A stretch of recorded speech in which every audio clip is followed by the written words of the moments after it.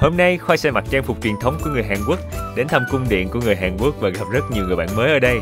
Tìm hiểu và ăn thử loại thịt bò được mệnh danh là mắc và ngon nhất Hàn Quốc.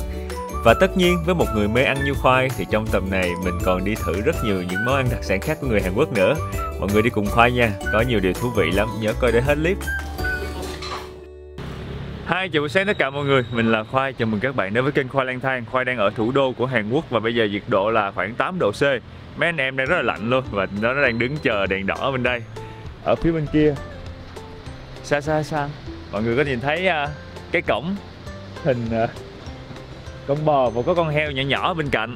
Đây là một cái ngôi chợ người ta bán chuyên về thịt bò, những cái loại thịt bò cao cấp nhất nhì Hàn Quốc mọi người có thể tìm thấy được ở trong đây. Bò này là bò được nuôi ở Hàn Quốc, tên là Hanwoo. Hanwoo là hàng ngu á mọi người. Hàng ngu theo tiếng Hán của mình là bò của Hàn Quốc, rất nổi tiếng ở Hàn và được chăm sóc bằng những kỹ thuật rất đặc biệt. Và thịt cũng có thể lên giá rất là cao luôn. Cho nên là giờ mình sẽ vào trong đó, mình sẽ lựa những miếng thịt ngon nhất và cùng nhau nướng lên để ăn sáng. Mọi người đi cùng Khoai nha. Đây, bò bự chảng, heo nhỏ xíu sát bên. Dọc hai bên đường mọi người có thể nhìn thấy là những cái tủ thịt người ta thắp cái đèn đỏ. Vì cái đèn màu đỏ này làm cho thịt cảm giác nó tươi và nó ngon hơn. Ở trong đây Khoai thấy người ta bán cả những cái phần nội tạng bò mà còn tươi á. Và giống như một cái chợ đầu mối về thịt bò. Xong rồi mọi người sẽ có những cái tủ hai bên và trưng bày những cái phần ngon nhất của bò cũng như là những cái phần bình dân nhất, dễ ăn nhất và giá hợp lý nhất của bò. Tự nhiên thấy đói bụng quá, chưa ăn gì hết mà thấy người ta bán giò heo. Khoai sẽ đi tới cuối chợ và Khoai sẽ quẹo trái. Chợ này nó sẽ như hình chữ T mọi người. Đi hết chợ xong nó sẽ có hai nhánh rẽ qua. Khoai không dám quay cận mọi người, tại vì thiệt ra nếu mà mình quay như vậy là YouTube sẽ đánh Khoai cái kiểu mà hình ảnh ghê rợn á. Ở đây Khoai thấy có một cái bảng ghi là West Aging và người ta có trưng bày và những cái phòng để mà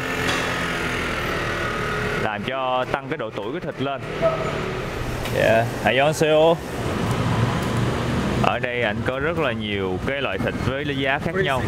Cái này đúng. Thường thì Khoai sẽ thích nhất là cái thịt mà nó có vân mỡ đan xen nhuyễn như vậy nè mọi người, nó sẽ mềm, béo và thơm. Nên mình sẽ mua một trong hai loại thịt này. Mọi người sẽ thấy ở Hàn Quốc người ta có cái chữ là 1++ á. 1++ là loại thịt hảo hạng và cao cấp nhất theo cái thang đo của Hàn Quốc. Thì 100 gram này là 25.000 won, là khoảng tầm 400-500 ngàn 100 gram, 1 kg 4-5 triệu. Ở đây người ta có trưng bày một cái tủ gọi là Water Aging, có nghĩa là cái cách người ta lên tăng cái độ tuổi cho thịt. Người ta sẽ có một cái túi chân không hút hết oxy và không khí trong cái thịt này ra và bỏ trong cái hồ như vậy ở nhiệt độ thấp để mà cho nó enzyme trong thịt nó sẽ dần dần nó làm biến đổi cái miếng thịt trong vài tuần như vậy. Giờ Khoai sẽ mua 200 gram. Yes. Can I check your order? Yeah. You selected this sirloin 200. 200. Yes, and 100. Okay. Cái phần này là còn siêu ngon hơn nữa mọi người. Nên là dùng để ăn sống. Sashimi. Today ready to know that I'm sorry about that. This is sold out. So we recommended it. It's sold out? Yes. It's a similar part. Oh my god, hai cái này đã bán hết rồi. So I'm sorry, yeah. Today it is sold out. Bán hết rồi em ơi. This part is a similar. No, but it's on the different part. Sanchi. Sanchi. Yeah. This one. This Sanchi. Yes. Bây giờ thì hai phần này hết rồi nên mình sẽ ăn cái phần thịt này thay vào. 124. So. This price is. Đây là khoảng 244. The grams is 176. Yeah. We recommended this part. Okay. Okay, we take this. Khoai xin vào trong này để xin xem cái nơi mà người ta aging cái thịt. Wow. Mọi người có thể nhìn thấy nè, trong đây người ta sẽ kiểm soát nhiệt độ và miếng thịt sẽ được hút chân không cho hết không khí. Sau đó sẽ được đặt ở trong cái phòng để cho nó bắt đầu những cái enzyme trong thịt sẽ làm lên men cái thịt sống này và thịt nó sẽ mềm ra và nó sẽ bắt đầu ngon hơn. Wow. Lần trước Khoa đi Tây Ban Nha, Khoa cũng đã được nhìn thấy cái cách mà người ta dry egg, còn ở đây là wet egg, là lần đầu tiên Khoa được nhìn thấy bên Hàn Quốc. Cũng là một cách người ta trưng bày để cho thu hút người ăn và tạo niềm tin hơn cho cái thịt ở đây. Khoa mua thêm khoảng tầm 200 gram thịt thăn. Wow. 200 grams. Yes. 200 Just gram. one piece. Yes. Để làm beef steak. Cái này thì là cái thăn lưng mà người ta hay dùng là beef steak đó mọi người. Nó sẽ rẻ tiền hơn hai cái phần kia, nhưng mà nó phù hợp để làm beef steak và nó nhiều thịt hơn để ăn có thể no được. Wow. Khi mà người ta bán, người ta sẽ gọt bỏ cái phần mỡ bên ngoài và chỉ lấy cái phần lõi thịt ở trong thôi. Bây giờ mình sẽ đi đến một cái nơi, và ở trong cái khu vực này á sẽ có những tiệm bán thịt như vậy, nhưng mà cũng sẽ có những cái cửa hàng người ta cho mình mang thịt bên ngoài vô để mà nướng. Thì thường người ta sẽ thu cái phí cho một cái bàn như vậy là 10.000, 20.000 won gì đó. Giờ Khoa sẽ đi lên trên lầu phía trước đây.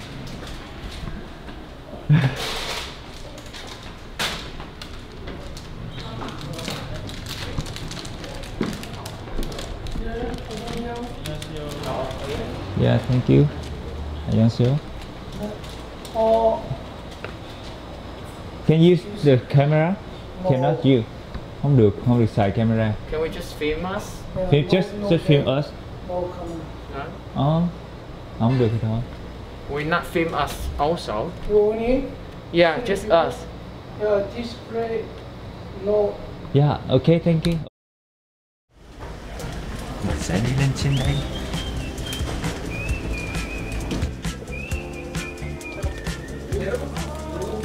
안녕하세요. 야, 감사합니다.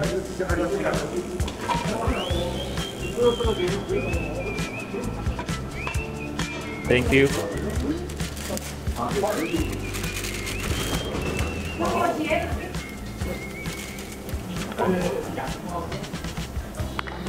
Như là rau mình lấy thêm cái quầy. Ở đây thì người ta sẽ có sẵn cho mình rau, banchan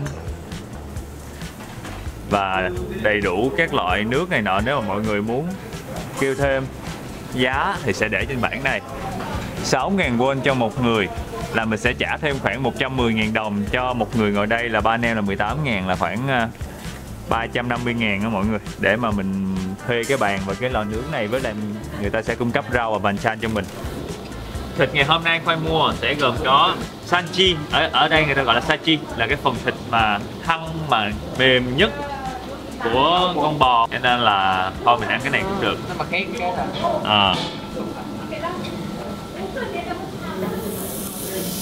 cái này chỉ cần chở qua trở lại là chín rồi.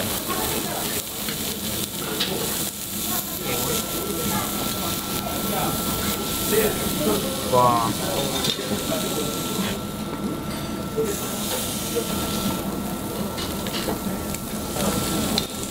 Wow, thơm quá.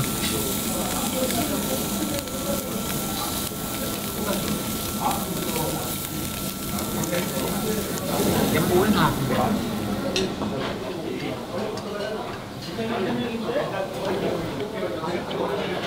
Thịt này nó béo mọi người, độ béo chắc là 5/5 luôn á. Béo ngậy trong miệng. Mọi người đã ăn thịt Wagyu chưa? Thịt bò Wagyu á, nó cũng béo tương tự như vậy. Giờ Khoa sẽ cắn thử cho mọi người coi cái độ mềm nó nè.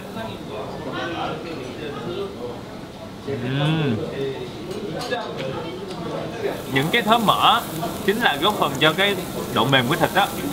Thì khi mà mình nướng lên thì mỡ nó sẽ tan bớt ra, nó sẽ tạo nên cái vị hương của thịt, cộng với lại cái việc những cái thớ mỡ nó sẽ giúp cho thịt nó mềm và nó béo hơn.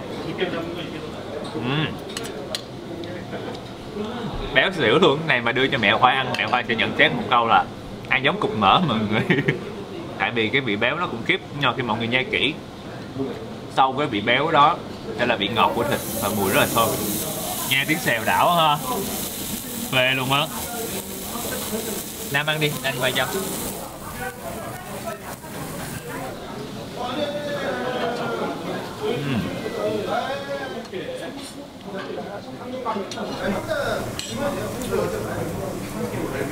Hồi nãy là mình đã ăn cái phần thịt mắc nhất, bây giờ mình sẽ ăn tới cái phần thịt trung bình. Cái phần thân này là cái phần mà phổ biến dùng để làm beef steak.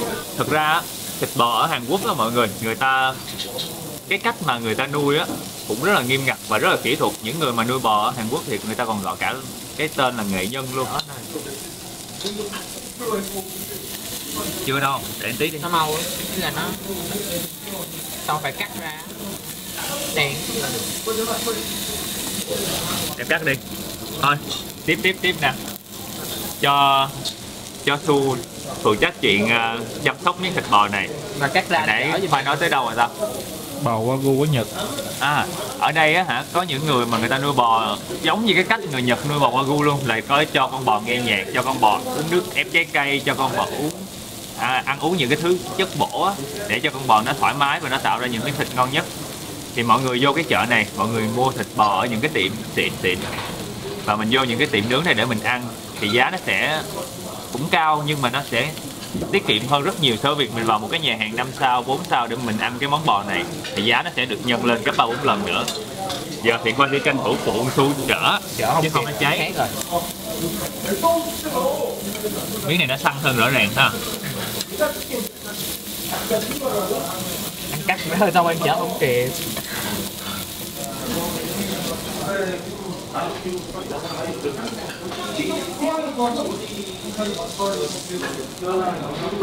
Tiền nào của nấy mọi người. Cái phần thân này đúng là kiểu làm beef steak á, nên mình ăn mình cần phải có con dao, mình cắt nó thành từng miếng vừa ăn thì mình ăn nó mới ngon. Tại vì nó có một xíu thớ gân, nó vẫn béo, vẫn thơm thịt, nhưng độ mềm của cái miếng hồi nãy á là 5 điểm thì độ mềm của miếng này chỉ khoảng 3 điểm thôi. Cắn mình phải dùng một số lực giật nó ra. Còn ở đây là phần thân nội, thân chuột á, ở Việt Nam mình gọi là thân chuột á. Thân nội này thì rất là mềm nhưng mà nó lại ít béo, dành cho những người không ăn được nhiều mỡ. Mọi người sẽ thấy có những cái vân mỡ nho nhỏ xen lẫn, nhưng mà nó không có nhiều và không có trắng giống như những miếng thịt kia. Mình sẽ để lên đây nha. Cái bò mà Khoai đang ăn á là cái bò aging, là bò đã được làm cho tăng cái độ tuổi của nó. Là bò đã được làm tăng độ tuổi, có nghĩa là thịt bò khi mà mọi người giết mổ xong á mà mình ăn theo kiểu bò nóng ở Việt Nam á là cái cách ăn thông thường nhất. Còn ở phương Tây hoặc là ở những cái nước như là Nhật hoặc là Hàn thì người ta có một phương pháp giúp tăng cái độ ngon của thịt bò là aging, là người ta sẽ bỏ cái thịt bò đó trong những cái phòng chuyên dụng, kiểm soát độ ẩm khoảng tầm 80-85% và nhiệt độ là tầm trên cái ngưỡng nhiệt độ đông một xíu, nhiệt độ rất lạnh, có thể là 4-5 độ hoặc là 1-2 độ tùy theo cái phương pháp. Cái enzyme trong chính cái thịt của bò đó, nó sẽ giúp cho thịt bò lên men và nó làm mềm hơn và tăng cái hương vị của thịt bò.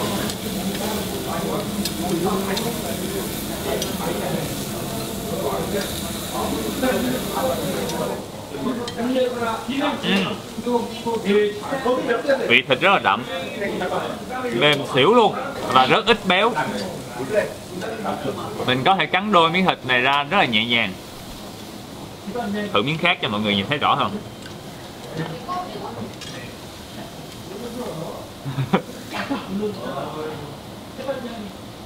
Miếng thịt nó mềm mọi người.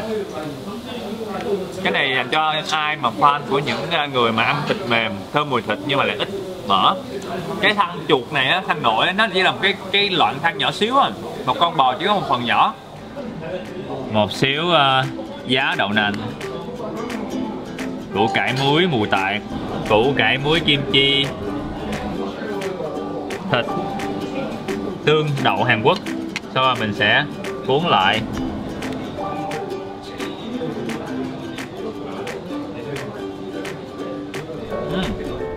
Bây giờ là 1 giờ chiều mọi người. Hồi nãy nói mọi người là đi ăn thịt nướng buổi sáng, thiệt ra tại vì mấy anh em dậy cũng hơi trễ nên gọi là ăn trưa thành ăn sáng. 1 giờ chiều nhưng mà nhiệt độ ngoài trời khoảng tầm hơn 10 độ một chút mà lạnh ngắt. Mấy anh em đang đi ra ngoài tàu điện để mà bắt một cái chuyến tàu điện đi tới cung. Ở bên Hàn Quốc thì mọi người sẽ đi phương tiện công cộng rất là tiện lợi, có xe buýt nè, tàu điện ngầm nè, Và mọi người phải có một cái thẻ này để khỏi lấy cái thẻ đó. Su có cái thẻ đó không? Cho anh xin thẻ của em đi. Có một cái thẻ và mình nạp tiền vô cái thẻ đó để mình đi tàu điện hay là xe buýt rất là tiện. Giống bên Đài. Giống như bên Đài Loan vậy đó. Thì cái thẻ này là bé Thương cho Khoai, bé Thương cho Khoai 3 thẻ luôn. Bé Thương là bé hôm bữa mà mình đi hái nhân sâm á, bé mà dễ thương á.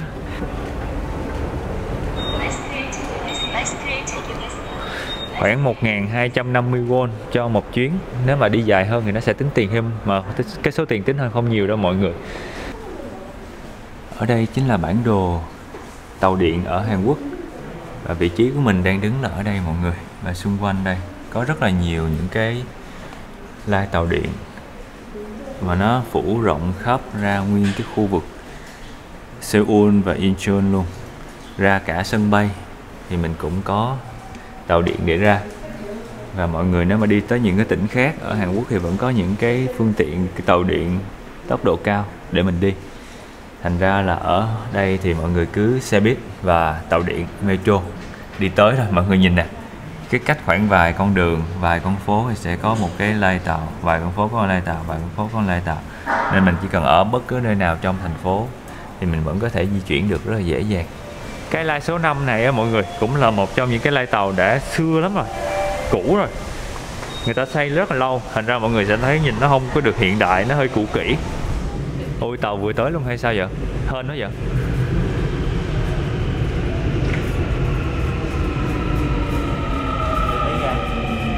Mình đi khoảng 4-5 ga là tới rồi.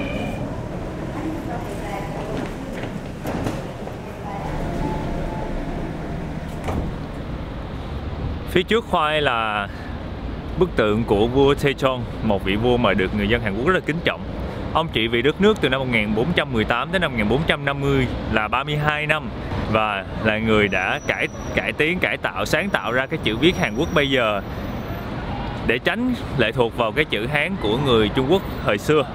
Cho nên là người dân Hàn Quốc rất là kính trọng và tôn sùng ông. Và ở phía sau bức tượng của ngài chính là cái cung điện ngày hôm nay mình sẽ đi. Cung điện được gọi là đẹp nhất và hoành tráng nhất ở thủ đô.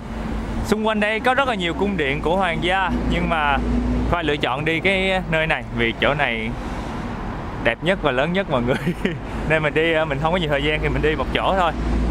Và nhìn hoành tráng á, phía sau lưng là nguyên một cái vách núi, một cái địa hình địa thế rất là phù hợp để phòng thủ.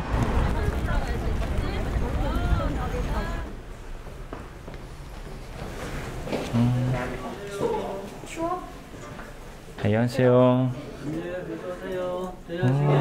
Yeah, I want to rent a handbook. Yeah. Yeah, I see. Mấy cái bộ dân thường là 10.000, nhà giàu là 15.000, còn mấy cái độ vua chúa rồi là 20.000. Đồ premium là đẹp. Còn special là từ King, Queen, Prime Minister. Là quý tộc. Dân thường nhìn nó cứ Đúng là dân thường. Anh nghĩ là quý tộc cũng đẹp nè, cái ô này cũng nhìn cũng nhu mì nè. Vừa phải. Đâu, Warrior đâu. Nhìn xịn ha, Warrior xịn ha. Có vua kìa, màu đỏ là vua kìa.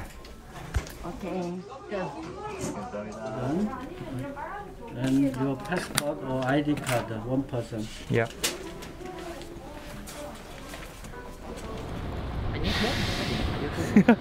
Ban đầu là Khoai mặc cái bộ đồ chiến binh của em Khoai nè, nhưng mà Khoai mặc vô Khoai ốm đói mọi người, nhìn ốm nhôm ốm nhách à. Cho nên Khoai đổi qua đồ này, nhìn mình làm quan làm đồ mình ốm cũng được, đâu có sao đâu. Chứ chiến binh mà ốm người ta cười mình chết. Còn Su thì nó hồi nãy nó lựa bộ đồ của vua nhưng mà Nó quá bự. bộ đồ của vua bự quá, mặc vô giống như em bé vậy, cho nên quyết định là mặc đồ của quan ở địa chủ, quý tộc.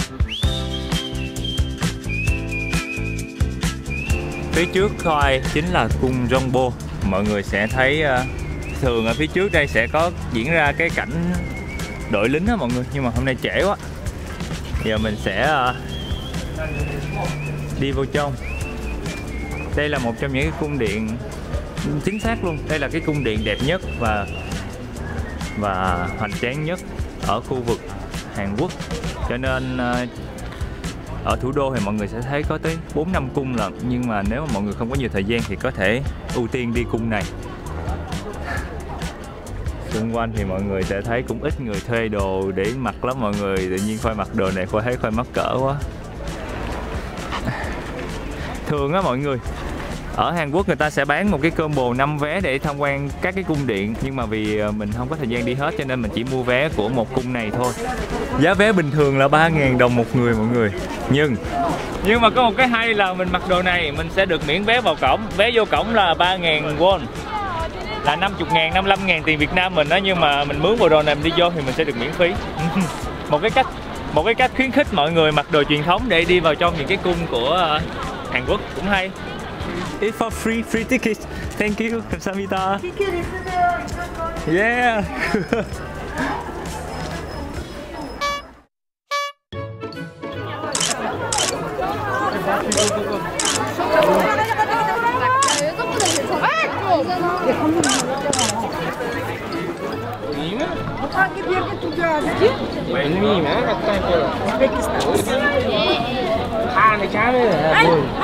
Vol, thriller. Oh, good photo. Mọi người ơi, đó. Ok. Of course. Ok. Chắc là hiếm người mặc bộ đồ này lắm.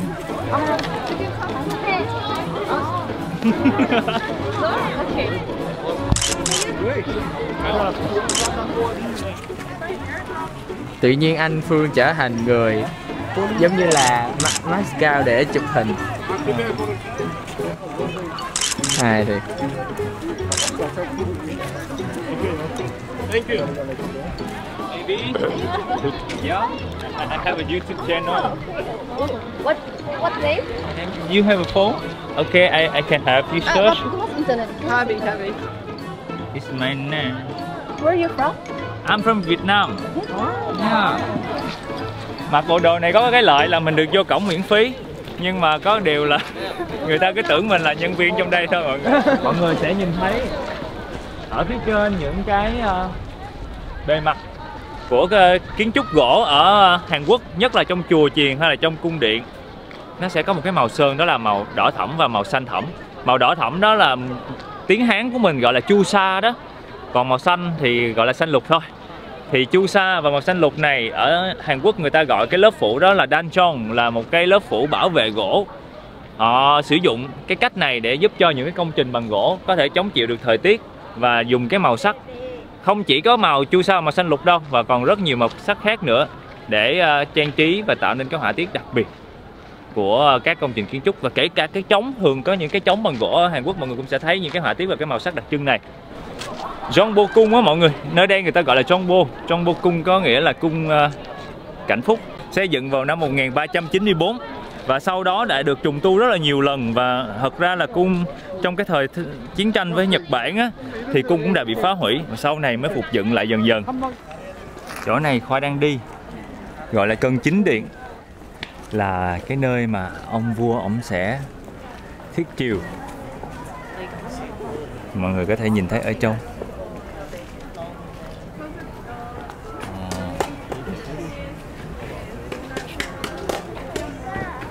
Kia là ngai vua và được sơn son thép vàng. Mọi người sẽ nhìn thấy phần vi kèo ở trong đây rất là phức tạp. Kèo và phần mái sẽ được sơn cái màu xanh lục, còn những cái cột thì sẽ được sơn cái màu chu sa là màu đỏ thẫm. Ngay giữa điện chính là nơi mà vua sẽ ngồi và thiết triều, và mọi người sẽ nhìn ra phía sau lưng Khoai. Đây chính là cái ánh nhìn của vua khi mà vua ngồi trên ngai và có thể nhìn thẳng ra ngoài kia và nhìn thấy toàn cảnh khu vực này. Phía sau lưng là những tòa nhà ốp kính rất hiện đại của Hàn Quốc. Đây, phía bên trái này có hai cái lỗ ở phía dưới. Thì Khoai đoán thì đây có thể là cái nơi mà người ta giúp để sưởi cái sàn của cái điện này.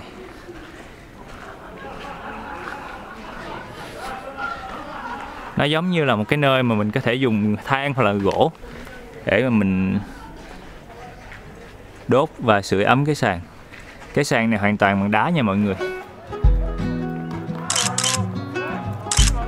Đây là nơi nghỉ ngơi của nhà vua. Ôi là trời, chú này đang mặc đồ của vua luôn nè mọi người. Chú đang quay phim. Ô bạn.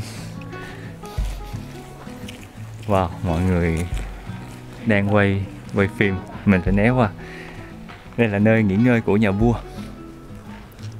Ngay cạnh bên đây, tuốt ở phía sau kia là nơi của nghỉ ngơi của hoàng hậu. Thật ra thì mình chỉ được đứng ngoài đây mình nhìn sâu vô thôi, mình cũng không có được đi vô trong để thấy rõ hơn. Toàn bộ những cái cửa sổ ở đây mọi người sẽ thấy người ta dán giấy, một cái loại giấy đặc biệt được phủ một lớp dầu đậu phộng để cho chống nước. Mọi người sẽ thấy xem phim hồi xưa người ta hay chọt lũng cái lỗ này để mà nhìn vô á. Bây giờ chắc Khoa nghĩ là mình sẽ đi ra vườn Thượng Uyển nha mọi người. Thường những cái cung điện á dành cho vua chúa thì hay có cái chỗ mà người ta ngắm cảnh rất là đẹp. Chứ còn ở trong cung này thì rất là nhiều điều để nói mà mình không thể nào nói hết trong clip này được. Mọi người sẽ thấy những cây liễu dọc cái bên bờ hồ, một cái cảnh tượng rất là quen thuộc trong các hoàng cung, trong các cung điện. Nhìn cái cây liễu rủ nhìn nó cứ kiểu dịu dàng sao hết mọi người, nhưng mà nhìn nó cũng buồn nữa. Khoa sẽ né qua đây, rất là nhiều người đang đứng chụp hình ở đây. Vào mùa xuân thì ở đây nở hoa rất là nhiều, vào mùa thu thì cây cối nó sẽ đổi màu, nhưng mà bây giờ thì cây nó vẫn còn xanh quá. Nếu mọi người muốn đi lên trên cái chỗ đó để ngắm nhìn trên cao xuống á, thì mình phải đi một cái tour và mình phải trả tiền, và người ta chỉ cho tối đa một lần, hình như khoảng 40 người lên đó thôi. Chắc có thể là do công trình đó nó cũng cũ rồi và không có được lên tham quan theo cái kiểu mà thoải mái, nên bây giờ quá giờ rồi mọi người, mình không có vô đó được. Mình sẽ đi vòng vòng khu vực vườn này. Cung này là cung lớn nhất trong các cái cung ở Hàn Quốc, cho nên là nếu mọi người không có nhiều thời gian thì ưu tiên đi cung này thôi. Và ở đây Hàn Quốc người ta có bán một cái loại vé mà dành cho mình có thể vô được tất cả các cung khác á. Vé đó thì sẽ tiết kiệm hơn nhiều, nhưng mà vì nếu mà dành cho ai mà có thời gian đi một cái tour nhiều cung như vậy và có sở thích để mình tìm hiểu về các cái cung điện á, thì mình hãy mua vé đó. Còn không thì mình cứ vào đây mua vé lẻ thôi, hoặc là thuê một cái bộ đồ như Khoai, vừa mặc vừa chụp hình làm kỷ niệm được, mà lại vào cổng miễn phí. Giờ thì Khoai nghĩ là Khoai sẽ đi về trả đồ và đi qua làng cổ bên kia kiếm quán cà phê hay là quán bingsu nào đó để ăn, với lại kiếm món gì đó ăn tối.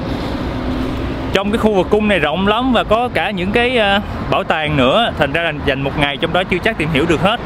Nên mọi người nếu mà có điều kiện thì có thể thuê một cái bạn hướng dẫn viên, bạn nó sẽ hướng dẫn cho mình cái gì để mình có thể hiểu nhiều hơn, hoặc là mình có thể ở trong đó nhiều thời gian hơn để mà mình tìm hiểu thêm về những cái cổ vật, những cái bảo tàng này nọ. Giờ thì trả đồ mọi người. Khoai với mấy đứa nhỏ vừa mới trả đồ xong, trời tối luôn mọi người. Bây giờ mình đã trở thành Khoai lang thang của thế kỷ 21 trở lại. Khoai đang ở một cái nơi là làng cổ Hanong-bukchung, là làng cổ nằm cạnh cái cung mà Yongbol lúc nãy mà mình vừa mới đi xong. Dù là làng cổ, đường hơi nhỏ nhưng mà xe hơi vẫn tới từng nhà luôn. Ôi, chỗ này đẹp ha. Mình đã trả đồ rồi, phải mình mặc đồ ra đây mình chụp cũng đẹp. Nếu mà mọi người đi vào trong cái làng cổ á, thì mọi người nhớ nói chuyện nhỏ nhỏ nha. Mình chụp hình mình cũng nhỏ nhẹ, khẽ khàng thôi. Tại vì trong đây người ta sẽ rất là thường á, là sẽ có bản cấm là không được nói chuyện. Nên là mình qua đây mình chụp hình thì mình chỉ chụp thôi. Tại vì trong đây vẫn còn người dân, người ta sống bình thường, mất công phiền tới cuộc sống của người ta. Nhưng mà tự nhiên yên tĩnh như vậy quá, mình cảm thấy cũng hơi sợ ha mọi người. Yên tĩnh một cách không thể nào đáng sợ hơn, mọi người có thể nghe nè. Có thể nghe được tiếng bấm máy ảnh, bấm điện thoại, bước chân luôn á, tại vì quá yên tĩnh. Toàn bộ mấy căn nhà ở đây mọi người sẽ thấy có thể là cái hàng rào, tường rào người ta xây lại thôi, nhưng mà cái tường và cái phần mái vẫn là cái kiến trúc cổ hồi xưa. Nhìn nó rất là cổ kính luôn á. Và nó dốc nha, nó là một cái con dốc, không được bước lên. Tại vì ngôi làng này cũng cho mình cái cảm giác thú vị lắm. Thứ nhất là cái cảm giác mình phải đi nhẹ, nó khẽ và thì thầm. Nó cũng tạo cho mình cái không gian rất là yên tĩnh và làm cho mình thấy nó thêm cổ kính cũng như là cổ xưa.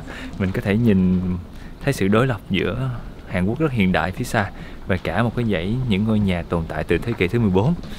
Thôi bây giờ thì Khoai nghĩ là Khoai sẽ đi ăn bingsu. Quá trình đi ăn bingsu của mấy đứa thật là gian nan mọi người. Phải đi từ trên kia xuống. Tại vì tiệm bingsu nằm ở phía dưới mọi người, còn hồi nãy Khoai ở trên làng cổ là ở phía trên, nên giờ phải đi mấy cái cầu thang nhỏ nhỏ trong mấy cái hẻm này xuống. Hình như tiệm này nè.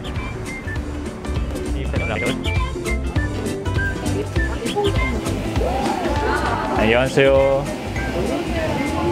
Giá khoảng tầm 11, 12, 13 tới 20 ngàn won một phần bingsu, là khoảng tầm 200 cho tới 300 ngàn tiền Việt Nam mình một phần.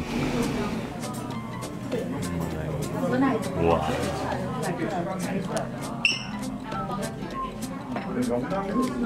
Ồ, nhìn cái bingsu trái cây này hấp dẫn xỉu luôn á. Ủa cái bưởi này bưởi ngâm hả chứ không phải bưởi tươi hết hả? Không, chắc người ta có bỏ một xíu mật hay là đường cho nó ngọt á, chứ không bưởi không nó chua lắm. Đây là bingsu bưởi, còn bên là bingsu truyền thống, hình như có hai cái bánh gạo ở trên đó. Bánh gạo hoặc là mochi thôi, tại Khoai thấy nó bọc cái bột đậu nành bên ngoài. Cái bingsu mà trái cây với bưởi này mọi người 20.000 won là khoảng tầm 360 ngàn tiền Việt Nam mình. Còn cái bingsu truyền thống này là như 11 hả? 11 ngàn là nó bằng nửa giá này thôi. Giờ Khoai sẽ ăn trái cây trước. Mà tự nhiên nó chan cái nốt sốt lên nhìn giống như đồ chiên trí à. Nhìn nó đồ giả hả? Tại vì bưởi ở Hàn Quốc nó sẽ hơi chua, nhìn nó đẹp vậy thôi chứ nó chua hơn bưởi ở Việt Nam mình. Cho nên là người ta hay phải chế một cái lớp nước đường hay mật gì đó lên để cho nó đỡ chua. Giờ Khoai sẽ ăn thử. Nhìn đẹp quá không nỡ ăn mọi người ơi.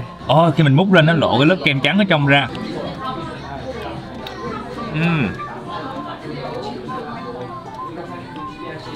Bưởi chua.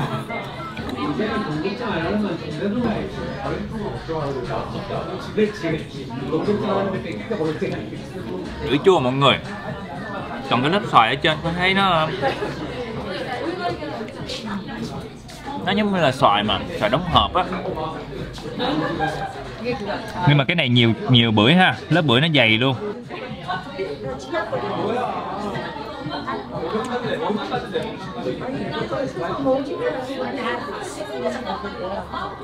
Ăn cái kem thì nó ngọt, trắng miếng bưởi thì chua.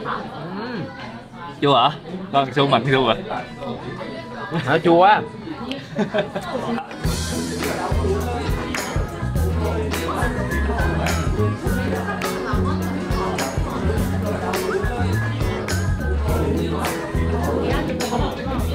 Vẫn chua không mọi người ơi. Cho nên Khoai nghĩ á là ai mà thích cái vị chua chua thì qua bên đây ăn là hợp khẩu vị luôn. Còn mà ai mà thích bưởi mà nó ngọt ngọt thì ăn bưởi này sẽ cảm thấy hơi chua một chút, mang theo con muối Tây Ninh để chấm là hợp lý. Cái lớp này nó giống như là tuyết á mọi người, nó rất là mịn. Béo, thơm mùi sữa bò.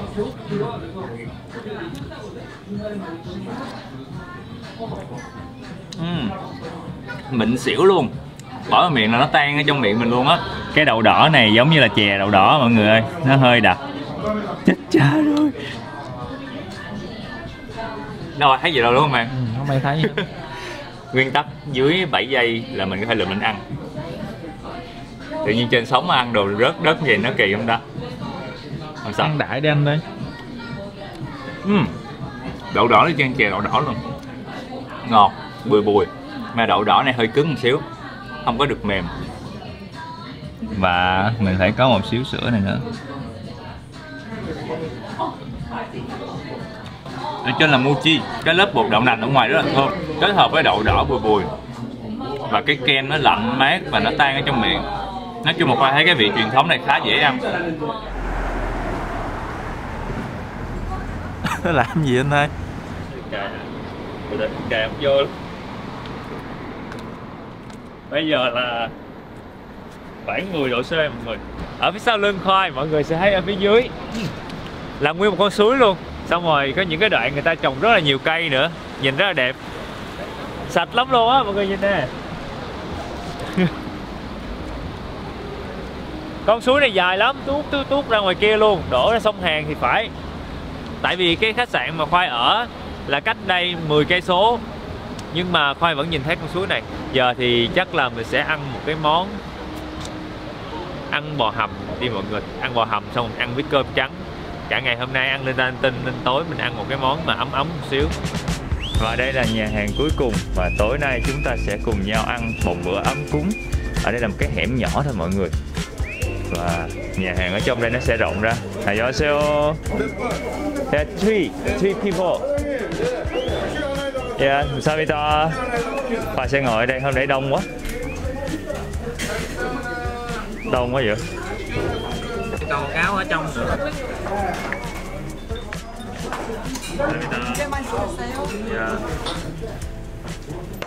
감사합니다.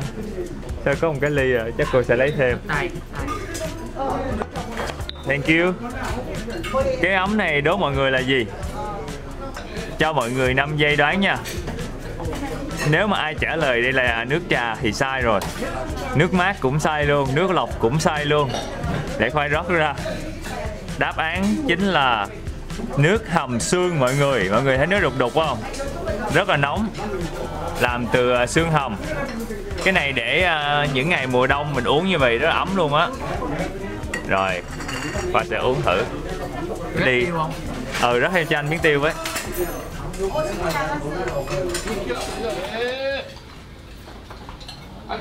Cái nước hầm xương này rất là ngọt. Có vị béo béo, thơm mùi xương bò. Mùa đông á mọi người, mà vô trong quán này có một cái ly trà mà kiểu nước hầm xương như vậy á, mình uống vô mình cảm thấy rất ấm luôn á. Cái canh sườn bò này á lúc nào cũng sẽ được dọn theo một cái chén cơm. Cơm nóng luôn mọi người. Khoai thấy ở Hàn Quốc á, cơm lúc nào người ta cũng để trong cái chén mỏng mỏng inox như vậy, xong rồi có cái nắp đậy. Khi ăn thì mình sẽ kéo cái ngăn bàn mình ra, lấy một cái muỗng, lấy một đôi đũa, đậy vô. Sau đó sẽ quậy cái canh ra. Mọi người sẽ thấy ở trên có rất là nhiều hành baro, có một xíu tiêu Khoai vừa mới rắc vô. Trong đây có khoảng 1, 2, 3, 4, 5, 6 cục sườn bò. Và có một xíu miếng. Đây là cái cọng miếng. Nên một tô như vậy mình ăn là đủ no luôn. Giờ thì Khoai sẽ thử gắp cái sườn bò lên nha. Gắp cái cục này đi, cục này hấp dẫn nè. Wow, dài quá vậy. Đây, nguyên cái khúc sườn bò. Nhìn rất là hấp dẫn. Mình sẽ chấm vào trong cái nước chấm với là mù tạt đặc biệt này của quán. Khoai nghĩ là mình sẽ dùng tay á, tại vì cái này cầm tay ăn sẽ ngon hơn. Cái đũa này sẽ hơi khó gấp.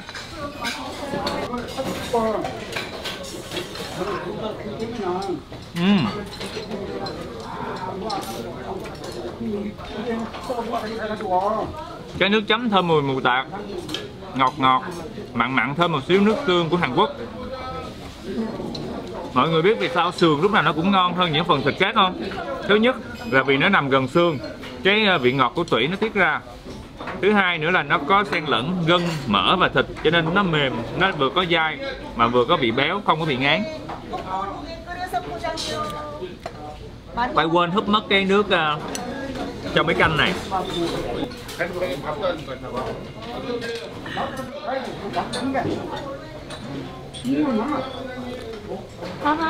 Nước rất là thanh, có thoang thoảng bị gừng nhẹ, cảm giác cái mùi bò cũng không có bị hôi.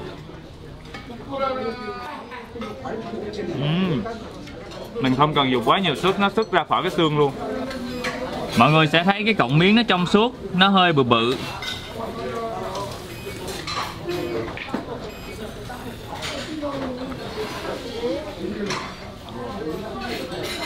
Cái cọng miếng nó nở nhưng mà vẫn có cái độ dai và nó thấm hoàn toàn cái nước canh này.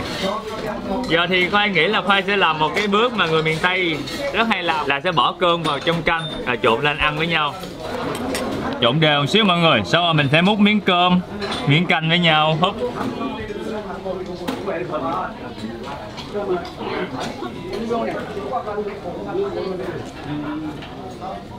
Mọi người á mà chưa bao giờ ăn cơm với canh nóng như vậy á thì hôm nào thử ăn nha. Tại Khoai thấy á, bỏ cơm vào trong canh nóng ăn rất là dễ nuốt. Miền Tây Khoai còn có một cái món rất đặc biệt là cơm nguội chan với nước trà nóng rồi bỏ miếng cá khô nướng lên á, cũng ngon và thơm lắm. Hôm nào Khoai về miền Tây Khoai sẽ nấu làm thử món đó và Khoai khoe với mọi người. Kim chi củ cải đây siêu giòn luôn. Những cái quán này á, những cái phần kim chi ăn thêm là miễn phí, mọi người ăn hết mọi người có thể kêu thêm ra. Còn đây là cải thảo. Bây giờ thì Khoai sẽ tập trung ăn cái bữa ăn của Khoai ngày hôm nay. Mọi người nếu mà qua Hàn Quốc mà bữa nào thấy lạnh quá, nhớ vào trong những cái tiệm kiểu ấm cúng như vậy, kêu một cái nồi canh xương bò, xong rồi mình sẽ ngồi mình ăn chung với cơm và kim chi, đảm bảo là rất là ngon và ấm luôn á. Giờ thì chào tạm biệt mọi người, hẹn gặp lại mọi người vào những clip sau. Nhớ bấm đăng ký, bấm like ủng hộ Khoai. Có cái gì nhớ bình luận ở dưới nha. Bye bye. Chào tạm biệt mọi người, mình là Khoai. Nhớ bấm đăng ký để xem thêm nhiều clip về du lịch và ăn uống của mình mỗi tuần nha.